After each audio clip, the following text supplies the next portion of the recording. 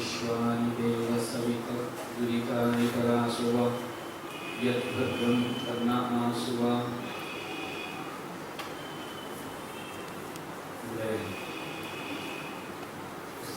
പ്രകാശനത്തിന് എത്തിയിട്ടുള്ള പ്രമുഖ രാഷ്ട്രീയ സാംസ്കാരിക മേഖലകളിലെ സമ്മതനായ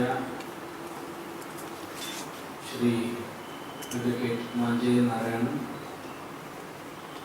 അതേപോലെ ഈ പരിപാടിയുടെ സ്വാഗതം പറഞ്ഞിട്ടുള്ള ചന്ദ്രശേഖരൻ, അധ്യക്ഷത വഹിച്ച സുരേഷ് പെരുവയൽ, അതേപോലെ പുസ്തകം പ്രകാശനത്തിനും ഏറ്റുവാങ്ങുന്നതിനുമായിട്ട് ഇവിടെ എത്തിയിട്ടുള്ള മനോജ്, മാഹി, ജിനിത് എന്നിവർ, ശ്രീ ബാബുരാജ്, മറ്റ് ഇവിടെ എത്തിയിട്ടുള്ള എല്ലാവർക്കും നമസ്കാരം. ഇന്ന് ദീപാവലി ആണ്. ദീപാവലി വളരെ വിപുലമായി രാജ്യമെങ്ങും ആഘോഷിക്കുകയാണ്. ദീപം അഥവാ അഗ്നി നമ്മെ മുന്നോട്ട് നയിക്കുന്നു. അഗ്നി നയ സുപധാരായേ, ഞങ്ങളെ നല്ല വഴിയിലൂടെ നയിക്കുന്നത് പ്രകാശമാണ്. പ്രകാശം വളരെ വളരെ പ്രധാനപ്പെട്ട ഒന്നാണ്. തമസോമ ജ്യോതിർഗമയ, ഇരുട്ടിൽ നിന്ന് ഞങ്ങളെ വെളിച്ചത്തിലേക്ക് നയിക്കട്ടെ എന്ന് ബ്രാഹ്മണങ്ങളും ഒക്കെ പറയുന്നു. ഇവിടെ ദയാനന്ദ സരസ്വതിയുടെ സമാധി ദിനം കൂടിയാണ്. ജൈമിനി മഹർഷിക്ക് ശേഷം വേദത്തിന്റെ പ്രാമുഖ്യത്തെക്കുറിച്ചും വേദത്തിന്റെ പ്രാധാന്യത്തെക്കുറിച്ചും ഇത്രയധികം എടുത്തു പറയുന്ന മറ്റൊരാൾ ഉണ്ടായിട്ടില്ല. മഹർഷി ദയാനന്ദ സരസ്വതിയെ മഹർഷി എന്ന പേരിലാണ് എല്ലാവരും വിളിച്ചിരുന്നത്.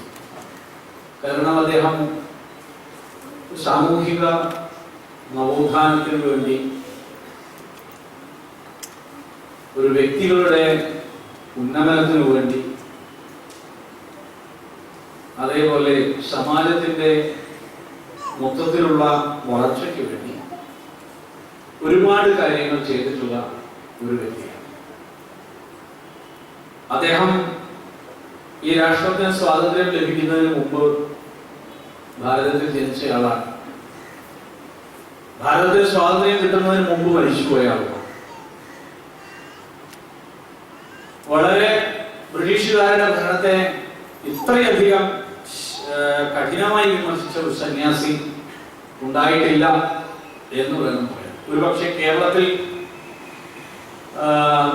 ദയാനന്ദ സരസ്വതിയെ അധികമാരും അറിയാതിരുന്നതിന് കാരണം അദ്ദേഹത്തിന് വേണ്ട രീതിയിൽ പഠിക്കാനോ പഠിപ്പിക്കാനോ ആളുണ്ടായില്ല എന്നാണ്.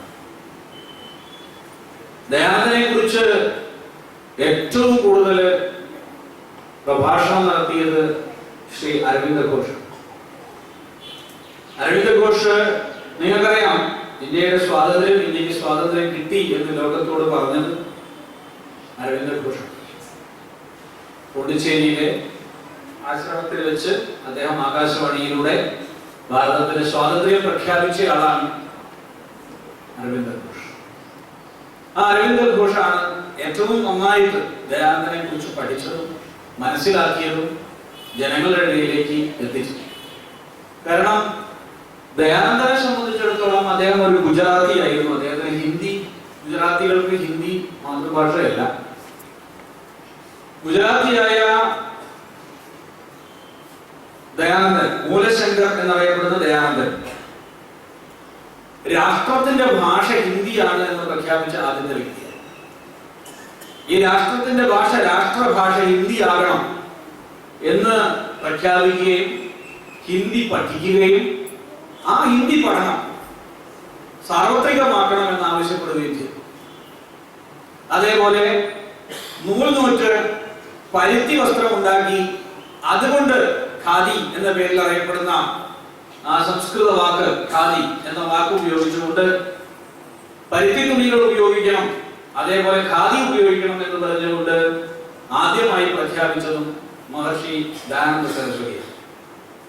അതിലുപരി ഇവിടുത്തെ ദളിത് വിഭാഗത്തിൽപ്പെട്ട തൊട്ടുകൂടാത്തവരും തീണ്ടിക്കൂടാത്തവരുമായ ആളുകളെ അവർക്ക് ഉപനയനം കൊടുത്ത് അവരെ ബ്രാഹ്മണരാക്കണം, അവർക്ക് യാതൊരു തരത്തിലുള്ള അകൽച്ചയും കൊടുക്കരുത് എന്ന് പറഞ്ഞ് ആദ്യമായിട്ട് അവർക്ക് പൂണൂല് ഇടിയിച്ചു കൊടുത്ത വ്യക്തിയാണ് മഹർഷി ദയാനന്ദ സരസ്വതി. ഒരു പക്ഷെ നിങ്ങൾ ഇദ്ദേഹത്തെ കുറിച്ച് ഇങ്ങനെയൊന്നും കേട്ടിട്ട് കാണാനിടയില്ല.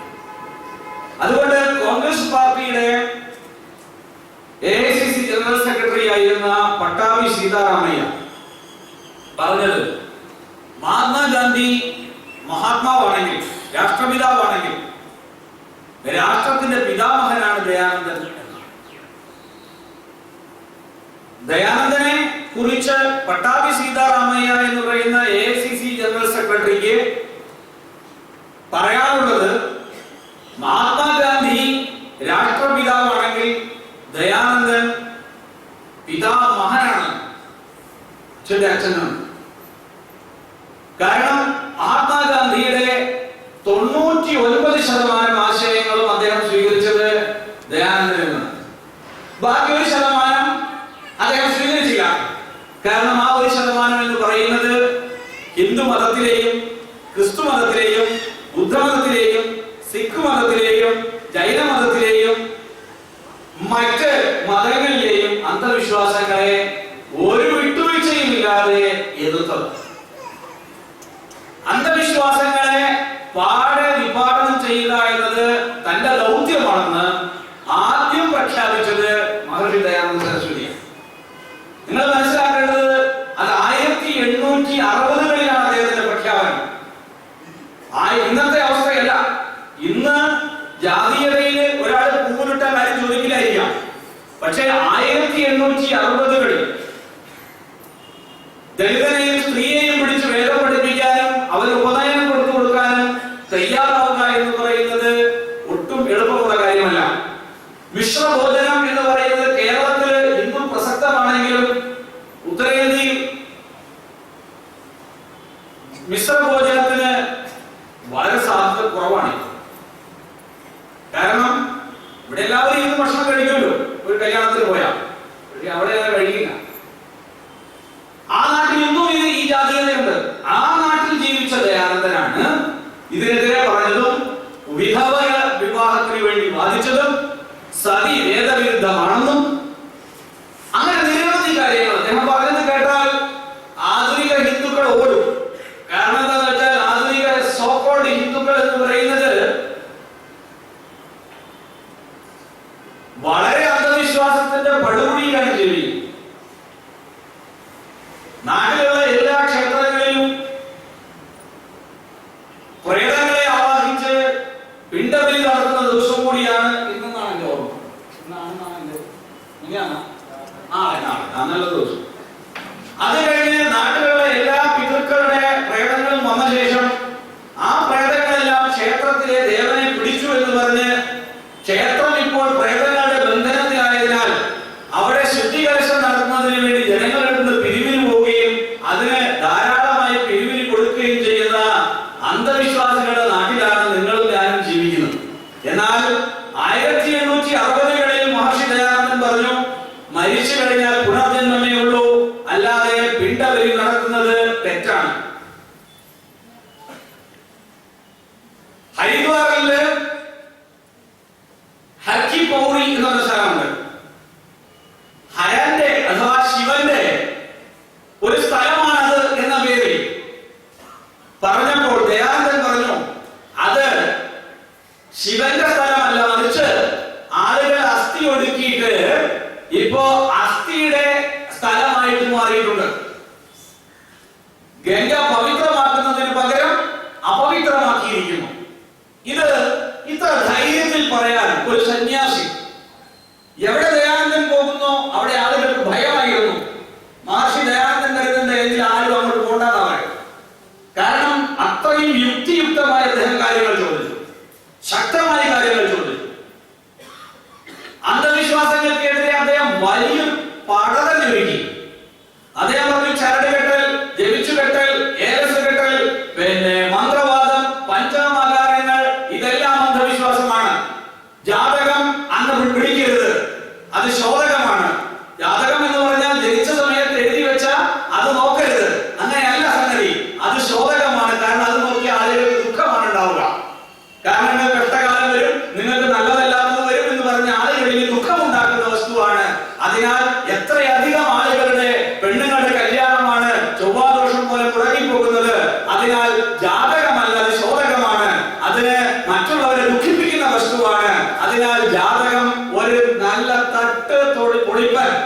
പൈസ കക്കുന്ന പരിപാടിയാണെന്ന് പറഞ്ഞത് ഏത് കാലത്താണ് നിങ്ങൾ മനസ്സിലാക്കണം.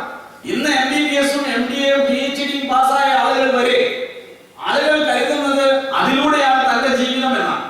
അപ്പോഴാണ് ദയാനന്ദൻ പറയുന്നത് അതെല്ലാം തട്ടിപ്പാണ്, ഉറക്കെ പറഞ്ഞത് തട്ടിപ്പാണ്, ഇത് ജനങ്ങൾ നിങ്ങളെ പറ്റിക്കാനുള്ള പരിപാടിയാണ്. അദ്ദേഹം അതിന് ഉപയോഗിച്ച വാക്കുണ്ട്, പോപ്പുലീല.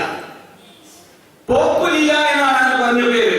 ഈശ്വരനും നിങ്ങൾക്കും ഇടയിൽ യാതൊരു പുരോഹിതന്റെയും ആവശ്യമില്ല എന്ന് നിങ്ങൾ പറയാൻ കഴിഞ്ഞ ഒരാൾക്ക് ആലോചിച്ച് നോക്കുക.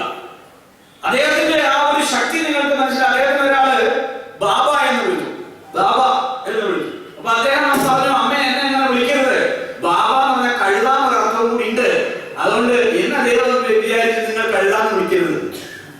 അത് പറയാനുള്ള ഒരു ആവശ്യം അദ്ദേഹം പറഞ്ഞതെന്ന് വെച്ചാൽ ഏറ്റവും ക്രൂരനായ ഒരു ഭാരതീയൻ ഭരിക്കുന്നതാണ് ഏറ്റവും നല്ല വിദേശീയൻ ഭരിക്കുന്നതിനേക്കാൾ നല്ലതെന്നാണ് ദയാനന്ദൻ പറഞ്ഞത്. ഏറ്റവും നല്ലവൻ എന്ന് നിങ്ങൾ കരുതുന്ന ഒരു വിദേശീയൻ ഇന്ത്യ ഭരിക്കുന്നതിനേക്കാൾ നല്ലത് ക്രൂരനായ ഒരു ഇന്ത്യക്കാരൻ ഇന്ത്യ ഭരിക്കുന്നതാണ്. അദ്ദേഹം പറയാത്ത മേഖലകളില്ല. ഇത് കേട്ടാണ്, ഇദ്ദേഹത്തിന്റെ ഈ വാഗ്ദാനികൾ കേട്ടാണ് ഇന്ത്യയിലെ സ്വാതന്ത്ര്യ സമരത്തിന്റെ എല്ലാം പതുക്കെ 1887 എത്തുമ്പോഴേക്കും ഇന്ത്യയുടെ ഒന്നാം സ്വാതന്ത്ര്യ സമരത്തിന്റെ കാഹളം മുഴങ്ങുമ്പോൾ അതിന്റെ പിന്നിൽ പ്രവർത്തിച്ചത് ദയാനന്ദനാണ്. അതുകൊണ്ട് തന്നെ പിന്നീട് വന്ന ഇപ്പൊ പലരും കൊണ്ടു നടക്കുന്ന ഭഗത് സിംഗ് ഒക്കെ ഞങ്ങളുടെ ആളുകളാണെന്നാണ് ആളുകൾ പറയുന്നത്. ഭഗത് സിംഗ് ആരാണെന്ന് ഇവിടെ ആരും പറഞ്ഞു കൊടുത്തില്ല. ഭഗത് സിംഗ് മഹർഷി ദയാനന്ദ സരസ്വതിയുടെ ഒരു ശിഷ്യന്റെ പുത്രനാണ്. അദ്ദേഹത്തിന് കുണൂലിട്ട ആളുണ്ട്. അദ്ദേഹം ഉപനയിച്ച ആളാണ്. തൂക്കുമരത്തിലേക്ക് പോകുമ്പോൾ കുണൂലിട്ടിട്ടാ പോയത്. അദ്ദേഹത്തിന്റെ പെങ്ങൾ കഴിഞ്ഞ ദിവസം മരിച്ചത് കൗർ വളരെ വലിയൊരു വേദഭക്തയായിരുന്നു. വേദത്തിന് വേണ്ടി വലിയ പ്രവർത്തനങ്ങൾ ചെയ്ത ഒരു ദയാനന്ദ ഭക്തയായിരുന്നു അവർ കൗർ. അപ്പോ ഭഗത് സിംഗ് ആയാലും ലാലാ ലജ്പത് റായി ആയാലും പിന്നെ പണ്ഡിറ്റ് ലേഖാറാം ആയാലും സുഖദേവ് ആയാലും, സുഖദേവ് സ്വാതന്ത്ര്യ സമരത്തിൽ പങ്കെടുക്കുകയും വലിയ വലിയ കാര്യങ്ങളൊക്കെ ചെയ്ത് ദയാനന്ദന്റെ ജീവിത കഥ എഴുതിയാണ് സുഖദേവ്. അദ്ദേഹത്തിന്റെ ആ പാണ്ഡിത്യത്തിന് മുമ്പിൽ മാത്രമല്ല, കേവലം പാണ്ഡിത്യമല്ല ദയാനന്ദന്റെ വഴി. എല്ലാവരും പറയുന്നത് പാണ്ഡിത്യം കൊണ്ടോ വിവരം കൊണ്ടോ അല്ല ദയാനന്ദൻ മഹാനാവുന്നത്. വലിയ പണ്ഡിതനായിരുന്നു, സംശയമൊന്നുമില്ല. പക്ഷേ അതിനുപരിയായി അദ്ദേഹത്തിന് സാമൂഹ്യമായ ഒരു കാഴ്ചപ്പാടുമായി, സാമൂഹ്യ കാഴ്ചപ്പാട്. അപ്പൊ സാമൂഹ്യ കാഴ്ചപ്പാട് ഇല്ലാത്ത സന്യാസിമാരെ കൊണ്ട് ഒരു കാര്യമില്ല. ഈ രാഷ്ട്രത്തിന് വേണ്ടി, ഈ സമൂഹത്തിന് വേണ്ടി ജീവിക്കാൻ കഴിയാത്ത ഏതൊരു പ്രവൃത്തിയും ഏതൊരു വ്യക്തിയും മരിച്ചതിന് തുല്യമാണെന്നാണ് ഞാൻ വിചാരിക്കുന്നത്. പിന്നെ വേറെ കുറെ ആളുകളുണ്ട്, വെറുതെ നിൽക്കുമ്പോൾ മറച്ചുകൊണ്ട് നിൽക്കുന്ന ആളുകൾ. ഒരു കാര്യം എന്തെങ്കിലും ചെയ്തുകൊണ്ടിരിക്കുക, അതായത് അർത്ഥവത്തായ കാര്യങ്ങൾ ചെയ്യാതെ നിരർത്ഥകമായ കാര്യങ്ങൾ ചെയ്തുകൊണ്ടിരിക്കുക. ഒരു അർത്ഥവത്തായ കാര്യങ്ങൾ ചെയ്യണം. ഒരാള് എന്നോട് ചോദിക്കുകയാണ്, നിങ്ങൾ എന്താണ് ചെയ്യുന്നത് എന്നോട് ചോദിക്കുമ്പോ എനിക്ക് ആ പറയുന്നതിന് ഒരു അർത്ഥവത്തായ ഭാവം വേണം. ഒരു അർത്ഥവത്തായ ഞാൻ പറയുന്നത് കൊണ്ട് വരാനിരിക്കുന്ന തലമുറയ്ക്ക് ഇതുകൊണ്ട് എന്ത് പ്രയോജനമുണ്ട് എന്നാണ് നമ്മൾ ആലോചിക്കുന്നത്. അല്ലാതെ എന്നോട് നിങ്ങൾ എന്ത് ചെയ്യുന്നു ചോദിക്കുമ്പോ ഞാൻ ജനിച്ച നരിക്കുനിയെ കുറിച്ച് ഞാൻ ഡോക്യുമെന്ററി ഉണ്ടാക്കി എന്ന് പറഞ്ഞാൽ അതൊരു വലിയ സാമൂഹ്യ വിപ്ലവമാണ് എന്ന് കരുതുന്നവരുടെ മനസ്സ് എത്ര ചെറുതാണെന്ന് ആലോചിക്കും. അതാണ് ഞാൻ പറഞ്ഞത്. അതായത് ഞാൻ ജനിച്ച നരിക്കുനിക്ക് എന്ത് പ്രത്യേകതയാണ്? അവിടെ എന്തോ വിപ്ലവമാണ് ഉണ്ടാവാൻ പോണേ? ഒരു വിപ്ലവം ഉണ്ടാവുന്നില്ല. ഇതൊക്കെ ഈ മനസ്സ് വളരെ ചെറുതാവുന്നവർക്ക് സാമൂഹ്യ അവബോധം ഉണ്ടാവില്ല. അപ്പോ സാമൂഹിക അവബോധമില്ലാത്ത പ്രവർത്തനങ്ങളല്ല ദയാനന്ദന്റെ. അതുകൊണ്ടാണ് ദയാനന്ദൻ ചിരകാലം ഈ 2014 ഈ ദീപാവലി നാളിലും എന്റെ മനസ്സിലും നിങ്ങളുടെ മനസ്സിലേക്കും ചർച്ച ചെയ്യാൻ മാത്രം ദയാനന്ദൻ ജീവിച്ചു നിൽക്കുന്നു. ചില ആളുകൾ മരിക്കും, ജീവിക്കും, മരിക്കും, ജീവിക്കും. ചില ആളുകൾ ജീവിക്കും, സദാ അവർ ജീവിച്ചുകൊണ്ടിരിക്കും. അവര് തന്റെ കഴിവുകൾ മറ്റുള്ളവരിൽ അടിച്ചേൽപ്പിച്ചുകൊണ്ടല്ല ജീവിക്കുന്നത്, മറിച്ച് അവരുടെ കഴിവുകൾ ആ കഴിവിന്റെയും പ്രതിഭയുടെയും അവരുടെ പ്രവർത്തനത്തിന്റെയും മണ്ഡലങ്ങളിൽ തനിക്ക് വേറിട്ട്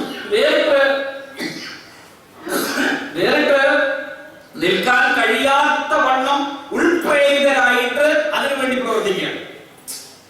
ഞാൻ പറയുന്നത് മനസ്സിലായോ? അതായത് ഞാൻ വേദപ്രചരണം ചെയ്യുന്നു എന്ന് പറഞ്ഞാൽ ഞാൻ എന്റെ ഫോട്ടോയും എന്റെ പേരും 44 പോസ്റ്റർ ഒട്ടിക്കുകയും അതിലൂടെ ജനങ്ങളെ മുഴുവൻ വേദം അടിച്ചേൽപ്പിക്കുകയും ചെയ്യുന്ന ഒരു പ്രക്രിയയാണ് കശ്യപാശ്രമവും ആചാര്യ എം.ആർ. രാജേഷും ചെയ്യുന്നത്. എന്നാൽ ദയാനന്ദൻ ചെയ്യുന്നത് അങ്ങനെയല്ല. ദയാനന്ദൻ എന്ന വ്യക്തി അവിടെ നിന്നു, അദ്ദേഹം പ്രവൃത്തികളെല്ലാം ചെയ്തു. ആ ചെയ്ത പ്രവൃത്തി ജനങ്ങൾ ഹഠാത്ത ആകർഷിക്കപ്പെടുകയും അതിലേക്ക് ജനങ്ങൾ ഒരു തീ കണ്ട് പാറ്റ ചെന്നു വീഴുന്നത് പോലെ അതിലേക്ക് വരികയും ചെയ്തു എന്നതാണ്. അതാണ് ദുഷണാപരമായ വ്യക്തികളുടെ ഏറ്റവും വലിയ മഹത്വം എന്ന് പറയും. എന്നെ പോലുള്ള വ്യക്തികൾ നാലാംകിട കക്ഷികളാണ്. ഞങ്ങളെ സംബന്ധിച്ചിടത്തോളം അത്രയ്ക്ക് ചിന്തിക്കാൻ ശേഷിയുള്ളൂ. അതുകൊണ്ട് തന്നെ ഋഷിയുടെ ചിന്താശേഷിയുടെ ചക്രവാളം എന്ന് പറയുന്നത് അതിവിശാലമാണ്. ആ ചക്രവാളത്തിന്റെ ഒരു സീമ കണ്ടെത്താൻ കഴിയാത്തതാണ്. ദയാനന്ദനെ കുറിച്ചൊന്നും എവിടെ എഴുതി തുടങ്ങണമെന്ന് അറിയില്ല. എനിക്കൊരു ജീവചരിത്രം ദയാനന്ദന്റെ എഴുതണമെന്നുണ്ടായിരുന്നു. പക്ഷെ ഞാൻ എവിടെ തുടങ്ങുന്നതാണ്. വിവേകാനന്ദനെ കുറിച്ച് ഒരു പുസ്തകം എഴുതണം എന്ന് പറഞ്ഞാൽ 24 മണിക്കൂർ കൊണ്ട് ഞാൻ പുസ്തകം എഴുതും. കാരണം അതിനുള്ള എല്ലാ വഴികളും ഇത്രയുണ്ട് എന്നൊരു പരിമിതിയും. പക്ഷെ ദയാനന്ദൻ ആ പരിമിതിക്ക് എത്രയോ അകലെയാണ്. കാരണം ദയാനന്ദൻ സ്പർശിക്കാത്ത ഒറ്റ മേഖലയുമില്ല. അദ്ദേഹം സന്യാസിയാണ്.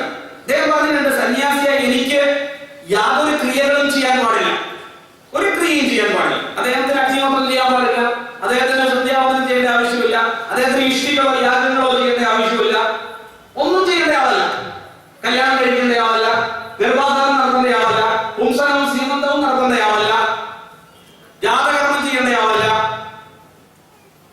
ചുവട് കുത്തുന്ന പരിപാടിയിൽ പങ്കെടുക്കേണ്ട ആളല്ല, കർമ്മവേദം ചെയ്യേണ്ട ആളല്ല, നിഷ്ക്രമണമോ അന്നപ്രാശനമോ നടത്തേണ്ട ആളല്ല. പക്ഷേ ഹിന്ദു മതത്തിൽ അദ്ദേഹം കണ്ടെത്തിയ ഒരു കാര്യം നിങ്ങൾ ശ്രദ്ധിക്കൂ. 1875 അദ്ദേഹം കണ്ടെത്തിയ ഒരു കാര്യമുണ്ട്. ഇന്ത്യയിൽ ഹിന്ദുക്കളുടെ ഇടയിൽ ഒരു കൃത്യമായ ഏകതാനതയോടുകൂടിയ യാതൊരു പരിപാടികളുമില്ല. ഇത് അദ്ദേഹം മനസ്സിലാക്കി. അപ്പോൾ അദ്ദേഹം പറഞ്ഞു പറയോ, പ്രാചീന ഭാരതത്തിൽ ഇതുണ്ട്. അതുകൊണ്ട് പ്രാചീന ഭാരതത്തിലെ ആ വലിയ പദ്ധതി സ്വീകരിക്കണം. അങ്ങനെയാണ് അദ്ദേഹം സ്വയം സന്യാസിയായി നിന്നിട്ടും നിത്യ നൈമിത്തിക കർമ്മങ്ങളും കാമ്യ കർമ്മങ്ങൾക്കും വേണ്ടി അദ്ദേഹം ഗ്രന്ഥങ്ങൾ എഴുതി. അതാണ് ഇന്ന് പഠിക്കുന്ന പഞ്ചമഹായജ്ഞവും അതേപോലെ നമ്മളിപ്പോ പഠിക്കുന്ന ഷോഡശക്രിയയും അതേപോലെ അഗ്നിഹോത്രം മുതൽ അശ്വമേധം വരെ എന്ന് പറയുന്ന മറ്റൊരു കൃതി അദ്ദേഹം എഴുതിയിട്ടുണ്ട്. ആ കൃതിയൊക്കെ എടുത്ത് പരിശോധിച്ചു കഴിഞ്ഞാൽ നിത്യകർമ്മം, ഹിന്ദുവിന്റെ നിത്യകർമ്മം, ഹിന്ദു എന്ന വാക്കൊന്നും ഞാനവിടെ ഉപയോഗിക്കുന്നില്ല, വൈദിക പരമ്പരയിൽപ്പെട്ട ഒരാളെന്ന് തന്നെ ആ പേരിന് അത്രയും സാഹചര്യം കണ്ടാൽ മതി.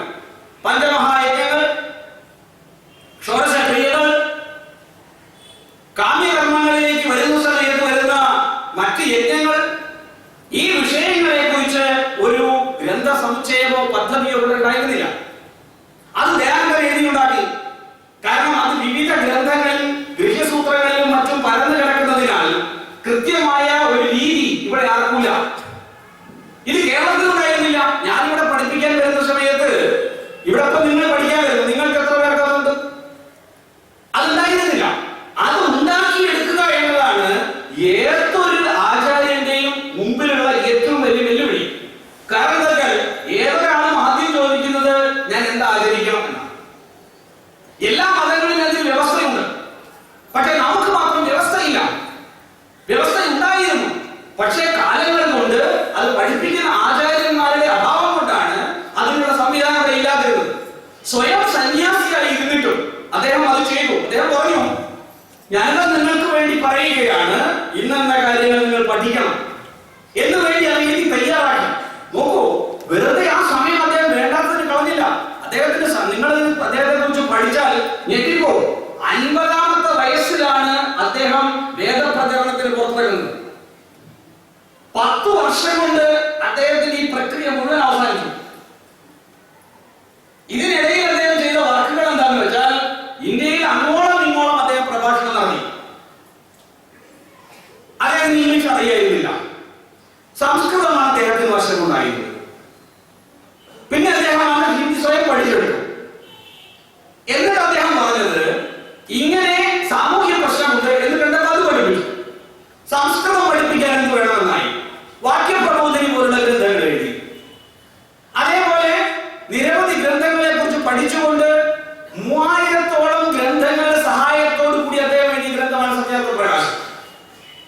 വേദങ്ങളാണ് അടിസ്ഥാന ഗ്രന്ഥം എന്ന് പറഞ്ഞപ്പോൾ ഒരു വലിയ പ്രശ്നം ഇവിടെ ഉണ്ടായി. കാരണം വേദങ്ങളും വൈദിക സംവിധാനങ്ങളും ഒക്കെ കർമ്മകാണ്ഡ പ്രധാനങ്ങളാണ്. ഇന്ന് ആ കാലത്ത് ഇന്നും അതെ, വേദം എന്ന് പറഞ്ഞാൽ കർമ്മകാണ്ഡമാണ്. ആളുകൾ അതിനെ കർമ്മകാണ്ഡമായിട്ടാണ് തെറ്റിദ്ധരിക്കും. അതിന് കാരണം എന്താണെന്ന് വെച്ചാൽ ആ കാലത്ത് നിലവിലുണ്ടായിരുന്ന വേദഭാഷ്യങ്ങൾ ആ തരത്തിലായിരുന്നു. ഉദാഹരണത്തിന് സായണാചാര്യന്റെ ഭാഷ്യം, സായണാചാര്യന്റെ ഭാഷ്യം എടുത്ത് പരിശോധിച്ചാൽ തികച്ചും യാജ്ഞികമാണ് അർത്ഥങ്ങൾ. അതായത് മന്ത്രങ്ങളെല്ലാം ഏതെങ്കിലും യാഗങ്ങളിലോ യജ്ഞങ്ങളിലോ എങ്ങനെയോ വിനിയോഗിക്കുന്നതിന് വേണ്ടിയുള്ള മന്ത്രങ്ങളേ ഉള്ളൂ. പക്ഷേ ദയാനന്ദൻ പറഞ്ഞ എന്താണെന്ന് വെച്ചാൽ അത് ശരിയല്ല. അതേപോലെ ഉപ്പടാചാര്യൻ, മഹീധരാചാര്യൻ തുടങ്ങിയ ആചാര്യന്മാർ, വെങ്കടമാധവൻ, ദുർഗാചാര്യൻ, സ്കന്ദസ്വാമി തുടങ്ങിയിട്ടുള്ള ഇന്ത്യയിലെ പ്രമുഖരായ വേദപണ്ഡിതന്മാർ, ഒരുപക്ഷെ ആളുകൾ കേൾക്കാത്തവയാണ്, അത് കേൾക്കണമെന്ന് ആഗ്രഹിക്കുന്നില്ല ആളുകള്. അപ്പൊ അദ്ദേഹം എന്താ ചെയ്യുന്നത് വെച്ചാൽ സായണാചാര്യന്റെ വേദഭാഷ്യം ഹിന്ദു മതത്തിന് ഗുണത്തെക്കാൾ ഏറെ ദോഷം ചെയ്യുമെന്ന് മനസ്സിലാക്കി മുന്നോട്ട് പോയപ്പോൾ സായണാചാര്യനെ ആശ്രയിച്ചുകൊണ്ട് അതിനെ ഇംഗ്ലീഷിലേക്ക് ട്രാൻസ്ലേറ്റ് ചെയ്താൽ ഹിന്ദുക്കളെ മതം മാറ്റാൻ കഴിയുമെന്ന് വിചാരിച്ച മാക്സ് മുള്ളർ സാഹിബിനെ പോലുള്ള ആളുകൾ സായണാചാര്യന്റെ വഴിയിൽ വേദങ്ങളെ ഇംഗ്ലീഷിലേക്ക് ട്രാൻസ്ലേറ്റ് ചെയ്തു. ഗ്രിഫിത്തും മാക്സ് മുള്ളറിനെയും അങ്ങനെ പാടിപ്പുകഴ്ത്തുന്ന ഇന്ത്യൻ സന്യാസിമാർ പോലും ഉണ്ടായി. ഇന്ത്യയിലെ സന്യാസിമാർ പോലും പറഞ്ഞു സായണാചാര്യന്റെ അവതാരമാണ് മാക്സ് മുള്ളർ എന്ന് വരെ പറയാൻ തുടങ്ങി. പക്ഷേ ആ മാക്സ് മുള്ളർ ആരാണ് എന്ന് ഇന്ന് ജനങ്ങൾക്കറിയാം. കാരണം 1902 വിഖ്യാതനായ ഷിക്കാഗോ പ്രസംഗത്തിന്റെ വക്താവായ സ്വാമി വിവേകാനന്ദൻ അറിയാത്ത ആ കാര്യം 1902 മാക്സ് മുള്ളറുടെ ഭാര്യ പ്രസിദ്ധീകരിച്ച Life and Letters of Friedrich Max Muller എന്ന പുസ്തകത്തിൽ കഴിഞ്ഞ 3000 വർഷങ്ങളായി എന്തെല്ലാം വേദങ്ങളിൽ നിന്ന് കേൾക്കു വന്നിട്ടുണ്ടോ അതിന്റെ വേദമെടുക്കുന്നതിന് വേണ്ടിയാണ് ഞാൻ വേദഭാഷ്യം ചെയ്യുന്നതെന്നും ഇനി ക്രിസ്തുമതം ആ സ്ഥാനം സ്വീകരിക്കുന്നില്ലെങ്കിൽ അത് ആരുടെ കുറ്റമാണ് എന്നും ബ്രഹ്മസമാജിയായ ഒരു വ്യക്തിയോട് പറയുകയാണ്. നിങ്ങളെ വേദങ്ങളിലുള്ളത് എന്താണെന്ന് ഞാൻ ചൂണ്ടിക്കാണിച്ചു കഴിഞ്ഞു. അതിനകത്ത് 3-ാം കടയും 4-ാം കടയും ഒന്നിനും കൊള്ളാത്തതുമായ പ്രസ്താവനകളാണ് ഉള്ളത്. അതിനാൽ ഈ കരയുടെ മറ്റേ അറ്റത്ത് ക്രിസ്തുവിന്റെ പാതയൊരുക്കിക്കൊണ്ട് ഞാൻ നിങ്ങൾക്ക് വേണ്ടി കാത്തിരിക്കുന്നുണ്ട്. അതിനാൽ ശ്രീ മജൂംദാർ നിങ്ങൾ ക്രിസ്തുമതത്തിലേക്ക് കടന്നു വരുമെന്നും പറഞ്ഞ മാക്സ് മുള്ളർ സാഹിബ് സായണാചാര്യന്റെ അവതാരമാണെന്ന് പോലും വിവേകാനന്ദനെ പോലും തെറ്റിദ്ധരിപ്പിക്കാൻ കഴിഞ്ഞു. അപ്പോൾ എന്താണ് ഇവിടെ സംഭവിച്ചിരുന്നത്? അപ്പോൾ ദയാനന്ദനാണ് പറഞ്ഞത്, വിവേകാനന്ദനാണില്ല, വിവേകാനന്ദന് മുമ്പാണ് ദയാനന്ദൻ. ദയാനന്ദന്റെ കത്തുകളിൽ പറഞ്ഞു നിങ്ങൾക്ക് അച്ചുസന്ധി പോലും മര്യാദയ്ക്ക് അറിയില്ല, നിങ്ങൾക്ക് സംസ്കൃതം പോലും അറിയില്ല, ആദ്യം നിങ്ങൾ സംസ്കൃതം പഠിച്ചു വരൂ, എന്നിട്ടാവാം വേദഭാഷ്യം എന്ന് പറഞ്ഞു കൊടുത്തയാളാണ് ദയാനന്ദൻ. എന്ന് മാത്രമല്ല അദ്ദേഹം പറഞ്ഞു യാത്വികമല്ല വേദങ്ങളിലെ അർത്ഥം. വേദങ്ങളിൽ 5 തരത്തിലുള്ള അർത്ഥപ്രക്രിയയുണ്ട്. അതിൽ ആധ്യാത്മികമായ അർത്ഥത്തിന് പ്രാമുഖ്യം കൊടുക്കണമെന്ന് പറയുകയും യാത്വിക പ്രക്രിയയിൽ നിന്ന് വ്യത്യസ്തമായി യജ്ഞധൂപങ്ങളാൽ കളങ്കിതമായ ഈ ലോകത്ത്, ഈ ഭാരതത്തിൽ അനേകം പശുക്കളെ, അനേകം ജീവജാലങ്ങളെ യജ്ഞത്തിന്റെ പേരിൽ വധിച്ച് അതിന്റെ മാംസങ്ങളാൽ ഈ രാഷ്ട്രം പങ്കിലമായപ്പോൾ വേദങ്ങളിലെ യജ്ഞങ്ങൾക്കകത്ത് ഇത്തരത്തിലുള്ള യാതൊരു കാപട്യവും ഇല്ലെന്നും നിങ്ങൾ ഉദ്ദേശിക്കുന്ന യജ്ഞമല്ല അവിടെ നടക്കുന്നത്, അത് തികച്ചും വ്യത്യസ്തമായ യജ്ഞമാണെന്ന് പ്രഖ്യാപിക്കുകയും ചെയ്തുകൊണ്ട് നല്ല രീതിയിലുള്ള വേദഭാഷ്യം അദ്ദേഹം തയ്യാറാക്കി. യജുർവേദത്തിന് സമ്പൂർണ്ണമായും വേദഭാഷ്യം എഴുതി, ഋഗ്വേദത്തിന്റെ 8 മണ്ഡലങ്ങൾ വരെ എഴുതി. അപ്പോഴേക്കും അദ്ദേഹം മരിച്ചുപോയി. പക്ഷേ ഇതിനകത്തിന് അദ്ദേഹം നിരവധി ഗ്രന്ഥങ്ങൾ എഴുതി, നിരവധി ഗ്രന്ഥങ്ങൾ. ഒട്ടും സംശയത്തിന് ഇടവരാത്തവണ്ണം സനാതന ധർമ്മത്തിന്റെ വളർച്ചയ്ക്ക് വേണ്ടി നിരവധി ഗ്രന്ഥങ്ങളാണ് ദയാനന്ദൻ എഴുതിയത്. ഒപ്പം അദ്ദേഹം രാഷ്ട്രീയക്കാരെ മാറ്റിമറിച്ചു. അദ്ദേഹത്തിന്റെ മരണം പോലും അങ്ങനെയാണ് സംഭവിച്ചത്.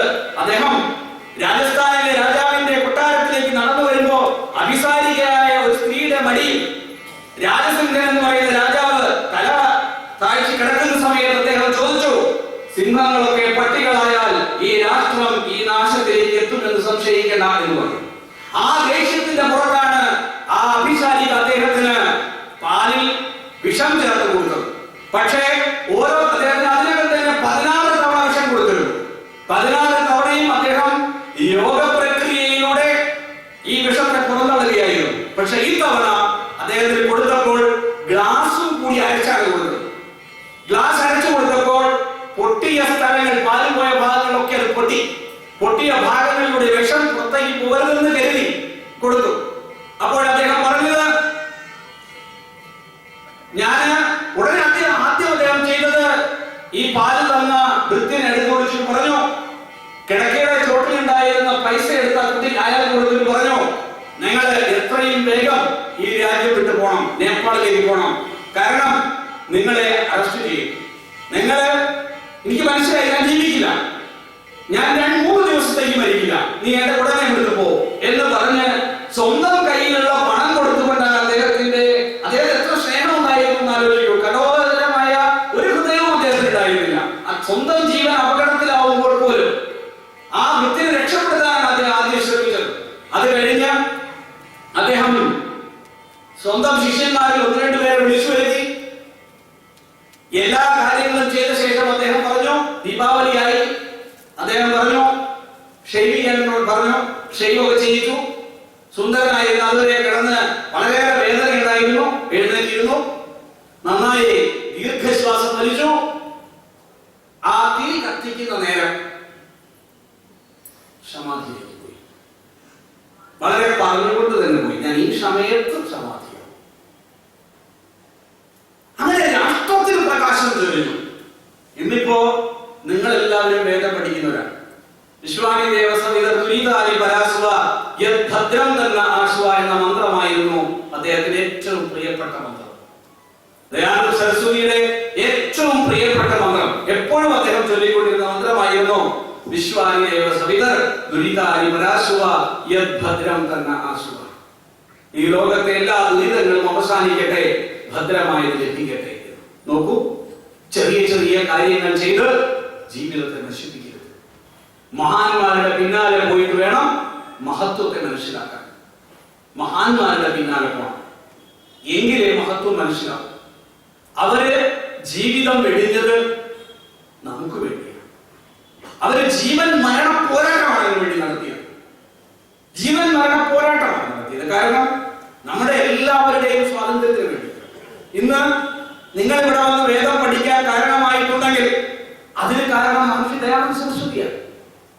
അദ്ദേഹം ഇല്ലായിരുന്നുവെങ്കിൽ നിങ്ങൾക്ക് ഒരിക്കലും അതിനുള്ള സ്വാതന്ത്ര്യം ഈ കേരളത്തിൽ നിന്ന് ലഭിക്കുമായിരുന്നില്ല. ഇന്നിപ്പോ വേദം ആളുകളൊക്കെ പറയുന്നു, പക്ഷെ അതിന് കാരണക്കാരനായവൻ ദയാനന്ദനാണ്. അദ്ദേഹമാണ് പറഞ്ഞത്, ജാതി ലിംഗ ഭേദമന്യേ എല്ലാവരും വേദം പഠിക്കണം. ആദ്യം പറഞ്ഞ ഞാനല്ല. ജാതീയതയ്ക്കെതിരെ അദ്ദേഹത്തോട് പറഞ്ഞപ്പോ അദ്ദേഹം പറഞ്ഞത്, നിങ്ങൾക്ക് വേറെ പണിയൊന്നുമില്ലേ, ആദ്യം ജനങ്ങൾ നന്നാവാൻ നോക്കട്ടെ, എന്നിട്ടാണ് ആവാൻ വേണ്ടി ചർച്ച എന്ന് അദ്ദേഹം പറഞ്ഞു. അതേസമയം സത്യത്തെ തെളിയിക്കുന്നതിന് വേണ്ടി ശ്രീശങ്കരാചാര്യരുടെ വഴി തന്നെ പിന്തുടർന്നു. തർക്കം എല്ലാ മതക്കാരുമായും അദ്ദേഹം വാദപ്രതിവാദത്തിൽ ഏർപ്പെട്ടു. ഹിന്ദുക്കളായിട്ട് ഏർപ്പെട്ടു, ക്രിസ്ത്യാനികളായിട്ട് ഏർപ്പെട്ടു, മുസ്ലിങ്ങളായിട്ട് ഏർപ്പെട്ടു, ബൗദ്ധമതക്കാരായിട്ട് ഏർപ്പെട്ടു, ജൈനമതക്കാരോട് തർക്കം നടത്തി. ഒരാളെയും അദ്ദേഹം വിട്ടുവീഴ്ച നടത്തിയില്ല. പക്ഷെ അതേസമയം വളരെ നല്ല മനസ്സോടുകൂടി അദ്ദേഹത്തിനോട് ചോദിച്ചു, എന്തിനാണ് അങ്ങ് ഇങ്ങനെ നാട്ടുകാരുടെ മുഴുവൻ ശത്രുത വാങ്ങുന്നത്? അപ്പൊ അദ്ദേഹം പറഞ്ഞത്, എന്റെ സനാതന ധർമ്മം ഇപ്പോൾ വളരെ കഷ്ടം പിടിച്ചൊരു അവസ്ഥയിലാണ്, മരണാസനമാണ്.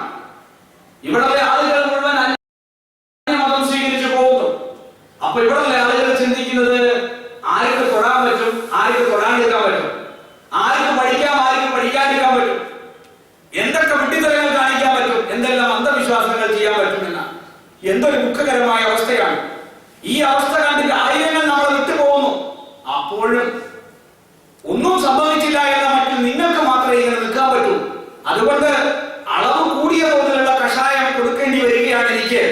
അതിന് ഞാൻ ഇഷ്ടം പോലെ ഇഷ്ടികയും കല്ലും ഒക്കെ കൊള്ളുന്നുണ്ട്, എല്ലാ കല്ലുകളും ഞാൻ കൊള്ളുന്നുണ്ട്. പക്ഷെ അതിന് കാരണം നശിച്ചു പോകുന്ന ഈ ധർമ്മത്തെ രക്ഷിക്കുന്നതിന് വേണ്ടിയുള്ള പ്രവർത്തനമാണ്. നോക്കൂ, നമുക്ക് ഏത് തരത്തിലുള്ള പ്രവർത്തനമാണ് വേണ്ടത്? ഒരു വട്ടമല്ല, 100 വട്ടം ആലോചിക്കണം ഒരു കാര്യം ചെയ്യുന്നതിന് മുമ്പ്. എന്റെ കൂടെ നിൽക്കുന്ന ശിഷ്യന്മാരോട് ഞാൻ പറയാറുണ്ട്, 1000 വട്ടം ചിന്തിച്ച ശേഷമേ ഒരു കാര്യത്തിന് ഇറങ്ങി പുറപ്പെടാവൂ. പക്ഷെ ഒരു കാര്യത്തിന് ഇറങ്ങി പുറപ്പെട്ടാൽ അത് ചെയ്തിരിക്കും. ചെയ്യാൻ കഴിയാത്തവനാണ്. ഒരു കാര്യം തുടങ്ങാതിരിക്കാനാണ് എളുപ്പം. കഴിഞ്ഞാൽ മുഴുമിപ്പിക്കുക. അത് വളരെ പ്രധാനം. അതുകൊണ്ട് എനിക്കെന്ത് പ്രയോജനം എന്നല്ല ആദ്യം ചിന്തിക്കുന്നത്.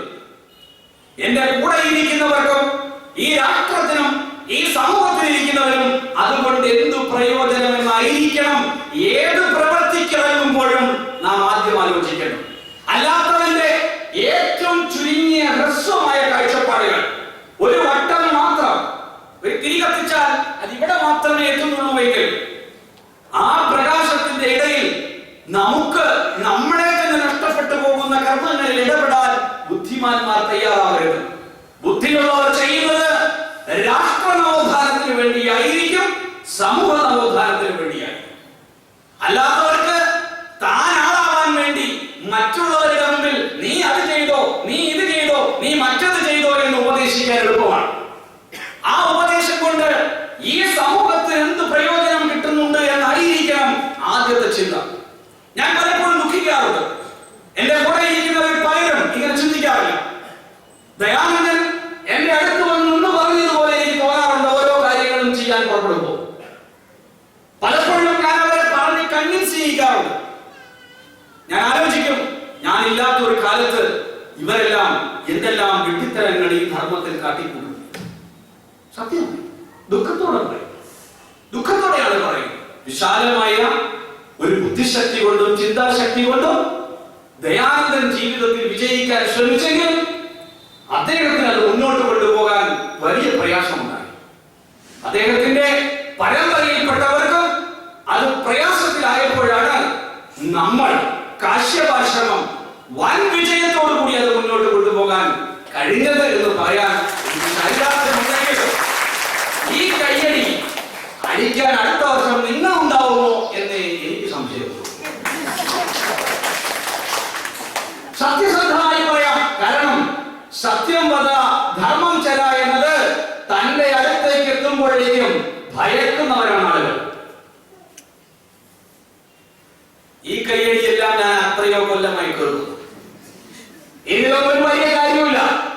അടുത്ത് നിന്ന് പുകഴ്ത്തുന്നവരെയും കൈയടിച്ച് പ്രോത്സാഹിപ്പിക്കുന്നവരെയും വിഷത്ത എന്ന പോലും കരുതണം എന്നാണ് മനുസ്മൃതിയിൽ പറഞ്ഞത്. നിശബ്ദരായി. പ്രോത്സാഹിപ്പിക്കരുത്. കാരണം പ്രോത്സാഹനം എനിക്കല്ല വേണം, നിങ്ങൾക്ക്. നിങ്ങളാണ് പ്രോത്സാഹിക്കേണ്ടത്. സ്വയം ആലോചിക്കുക. സമൂഹത്തിന് പ്രയോജനകരമല്ലാത്ത ഒരു കാര്യവും ചെയ്യരുത്. സമൂഹത്തിന് പ്രയോജനകരമാണെങ്കിൽ അത് ചെയ്ത് തീർത്ത ശേഷമേ ബുദ്ധിയുള്ളവർ എഴുന്നേൽക്കുകയും. അതുകൊണ്ടാണ് ചാണക്യൻ പറഞ്ഞത്, എന്റെ കാലിന് മുറിവേറ്റ ഒരു മുള്ളിവിടെ ഉണ്ടെങ്കിൽ അതിന്റെ പേര് ഞാൻ പറിച്ചിട്ടേ ഇറങ്ങും എന്ന് പറഞ്ഞ് അവിടുന്ന് പറഞ്ഞിട്ടുണ്ട്. അതാണ് മഹത്തരമായ വ്യക്തികളുടെ കാഴ്ചപ്പാട്. അല്ലാത്ത ചെറിയ ചെറിയ കാര്യങ്ങളുണ്ടാവും. ഈ ചെറിയ ചെറിയ കാര്യങ്ങൾ എന്ന് പറഞ്ഞാൽ ബാലരമ വായിക്കുമ്പോഴേയും മലർവാടി വായിക്കുമ്പോഴേയും അതൊക്കെ മുതിർന്നവർക്ക് പറഞ്ഞിട്ടുള്ളതല്ല. മുതിർന്നതാണല്ലോ കരുതുന്നത് അല്പമെങ്കിലും. ഇപ്പൊ മുതിർന്നവരോട് എനിക്ക് ഒറ്റ വാക്കേ പറയാനുള്ളൂ, ദയാനന്ദനെ കൂടുതൽ പഠിക്കുക, ദയാനന്ദനെ കൂടുതൽ പഠിക്കുക, ദയാനന്ദനെ കുറിച്ച് കൂടുതൽ പഠിക്കുക. എന്നിട്ട് ദയാനന്ദൻ പറഞ്ഞതിന്റെ ശക്തിയും ഊർജവും സാമൂഹ്യ ഭാവവും ഉൾക്കൊണ്ടുകൊണ്ട് പുതിയ നവോത്ഥാനപരമായ പ്രവർത്തനങ്ങൾ ആരംഭിക്കുക. ദയാനന്ദനെ ഉൾക്കൊണ്ടിരുന്നുവെങ്കിൽ കേരളത്തിൽ ഇത്രയധികം ഗർഭിണികൾ മന്ത്രവാദം കൊണ്ട് വരികയുണ്ടായിരുന്നില്ല. ഇത്രയധികം ആളുകളുടെ പണം വശ്യമോഹിനി യന്ത്രത്തിൽ ചെലവാകുമായിരുന്നില്ല. ഇത്രയധികം ആളുകളുടെ പൈസ നോക്കി സുക്കേട് മാറ്റുന്നവരുടെയും തൊട്ടു കഴുകി സുക്കേട് മാറ്റുന്നവരുടെയും എടുത്തുപോയി ചെലവാക്കുമായിരുന്നില്ല. ഈശ്വരൻ തരികയില്ല എന്ന് അർത്ഥസംഖ്യക്കിടയില്ലാത്ത വിധഭേദങ്ങളിൽ പറഞ്ഞു. അതുകൊണ്ട് ഞാൻ ഈശ്വരനല്ല. ഈശ്വരൻ എന്റെ ഉള്ളിലുണ്ട്.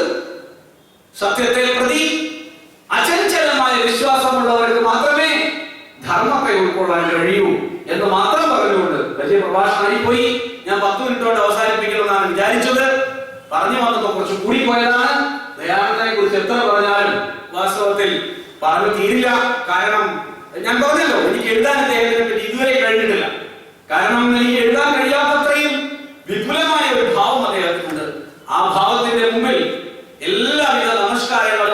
സമർപ്പിച്ചുകൊണ്ട് ഈ ദീപാവലി ദിവസത്തിൽ അദ്ദേഹം ചെയ്ത, ഈ രാഷ്ട്രത്തിന് വേണ്ടി ചെയ്ത ആ പ്രകാശമാനമയമായ ആ വലിയ പ്രവർത്തികളുടെ മുമ്പിൽ ദണ്ഡ നമസ്കാരം സമർപ്പിച്ചുകൊണ്ട് അത്തരത്തിലുള്ള പ്രവർത്തികൾ വലിയ ഒരു പ്രകാശത്തോടു കൂടി മുന്നോട്ട് കൊണ്ടുപോകാനുള്ള ശക്തി ഋഷി പരമ്പരയും ജഗദീശ്വരനും നൽകുമാറാകട്ടെ എന്ന് ആത്മാർത്ഥമായി പ്രാർത്ഥിച്ചുകൊണ്ടും ഈ വാക്കുകൾ അവസാനിപ്പിക്കുന്നു.